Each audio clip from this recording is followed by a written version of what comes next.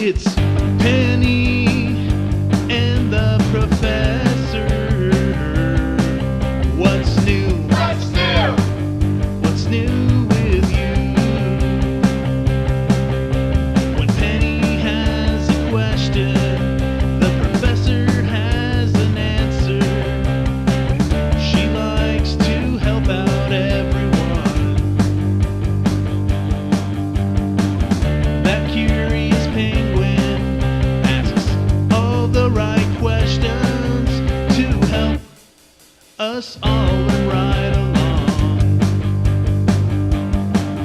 It's Penny and the Professor. It's Penny and the Professor. Here's Penny. Hi everybody and welcome to the Gingerbread House. Today, Peppermint the reindeer and Penny the penguin and I would like to read you a story about a gingerbread baby. So we've read some stories about gingerbread boys and gingerbread girls. Now we want to hear a new one. So Penny said, I love babies, and I said, let's see if we can find a cool story about a gingerbread baby, and here is one.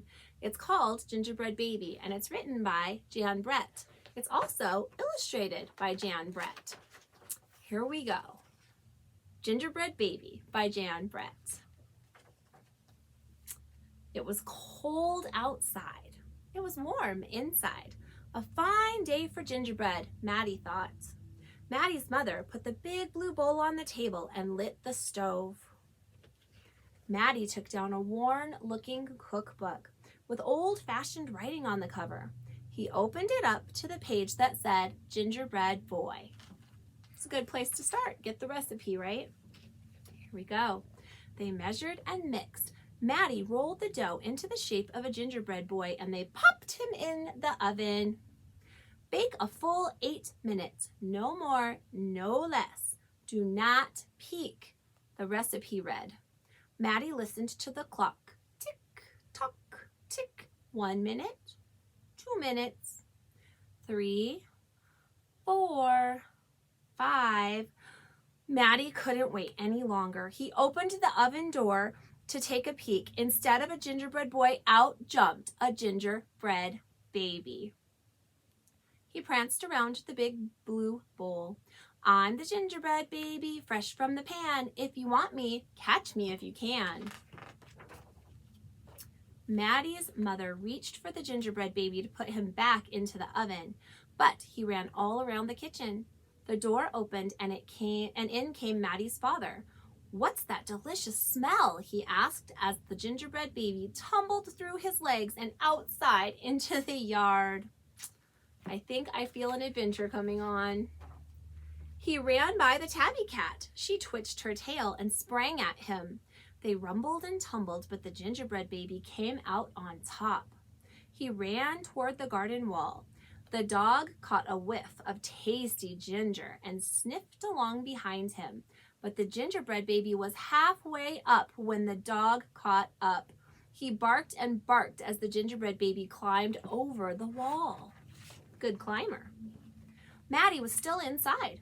He heard his mother and father yelling. He heard a cat meowing and a dog barking. And he heard the gingerbread baby shouting, catch me if you can. Marti opened up the worn-looking cookbook for the second time. Meanwhile, the gingerbread baby wheeled on down the path and into the barn. The goats looked up as he somersaulted across their backs. The last one tried to catch him, but the gingerbread baby was too fast. Martha and Madeline were standing by the well where the gingerbread baby stopped to take a drink. They looked at each other and winked. Can you wink? Try closing just one eye. Wink, wink. That means they're up to something. Martha started to talk to him while Madeline tiptoed up behind him with the bucket.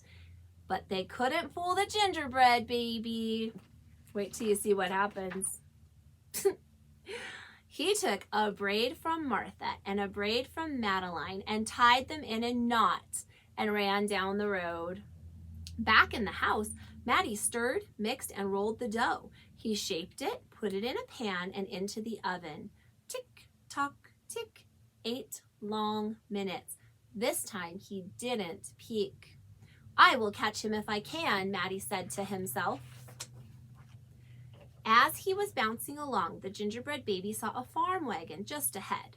He jumped in and settled down for a ride, next to a mama pig.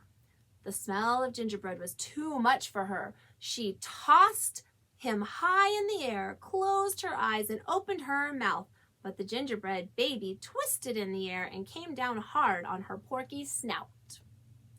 I am the gingerbread baby, too quick for the mother and the father, too fast for the cat, the dog, the goats, too clever for Martha and Madeline, too smart for the mama pig. Who's left? Catch me if you can.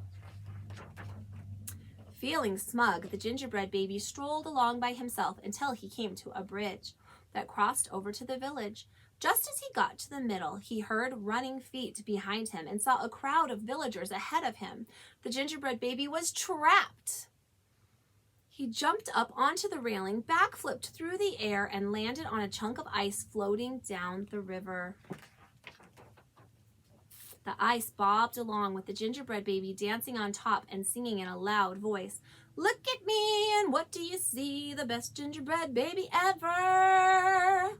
Yeah. Until his feet got cold, and then he jumped ashore. Who was that watching from the trees? It was the fox. He crept up behind the gingerbread baby, ready to eat him up, but the fox couldn't help himself, and he licked his chops.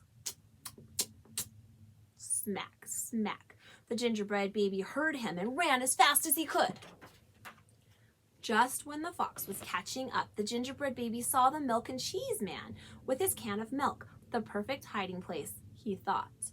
He lifted the lid and lowered himself inside. He was so pleased that he sang at the top of his gingerbread voice. "Ha ha, hee hee, you'll never find me. I'm the gingerbread baby. Catch me if you can." The milk and cheese man heard the gingerbread baby's voice. "Who is meddling with my milk?" He shouted and lifted the lid, but the gingerbread baby was ready. He jumped up and tweaked his nose. Tweak. Now, the milk and cheese man, the fox, the villagers, the mama pig, Martha and Madeline, the bleating goats, the barking dog, the meowing cat, the father and the mother were all after the gingerbread baby and getting closer, and he knew it. The brash baby was not as peppy and proud as he had been. He sniffed a familiar smell and followed his nose into the woods. He couldn't believe what he saw. There in the middle of a clearing was a gingerbread house, frosted with sugar, covered with candy, and doors with peppermint handles wide open. The gingerbread baby clapped his hands with glee and ran inside. He found a gingerbread house. That's awesome. You guys know who made it, right? That's right, Matty made him a gingerbread house. In a tick-tock-tick, everyone arrived in the clearing, but all they found were a few bits of frosting, a peppermint candy, and some crumbs.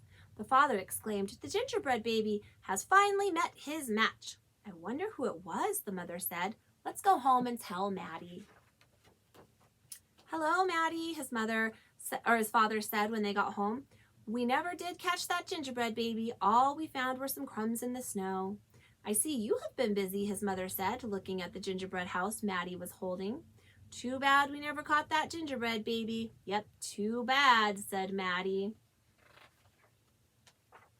Only Matty could hear the tiny voice from inside the gingerbread house. And there's a big picture of the gingerbread house. And then I'm going to open it up in my book, and I'll open it up on your screen up there. "I'm the little gingerbread baby, lucky as can be, to be living in the house that Matty made for me." So he made Matty a little gingerbread house to live in. If you'll go back and watch the story again, you might notice that off to the side on each picture, there's like a little hint about what's happening in the background. And so that's kind of a fun way to read the story too, is to look at the main picture, but look off to the sides on all of the pages, and you'll see hints as to what's going on in the background. I love the gingerbread baby, and we'll have 2 more stories about the gingerbread baby in the future. So watch for Gingerbread Friends and the Gingerbread Baby's Christmas coming soon. See you guys later. Have a great day, and bye for now.